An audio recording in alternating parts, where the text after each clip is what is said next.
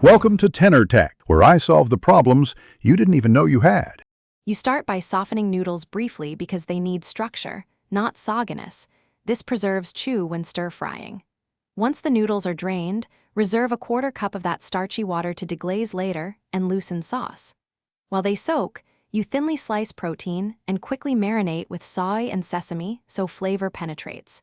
Heat a heavy pan on high so you get fast browning. Add oil and sear the protein 1 to 2 minutes per side for caramelization and texture. Once the protein is set aside, you keep heat at medium-high and introduce aromatics so they release oils without burning. Garlic and ginger in 30 to 45 seconds is ideal. Make sure to add quick-cooking vegetables next so they stay crisp and colored. Stir for 1 to 2 minutes to sweat but not wilt. Then mix the fiery buldak paste with soy and a touch of sugar, plus the reserved water to emulsify. Pour into the pan so it coats everything evenly and forms a glossy sauce. You finish by returning the seared protein, then add the drained noodles and toss continuously for 60 to 90 seconds so the sauce binds to strands and everything heats uniformly. Make sure to adjust texture. Add 1 to 2 tablespoons of water if the sauce is too sticky, or cook another 30 to 60 seconds if you want it thicker. This controls gloss and cling.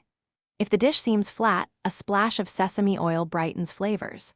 Troubleshoot. If too spicy, add plain yogurt or a touch of sugar to balance heat. Thanks for watching. Subscribe to keep your life in tune.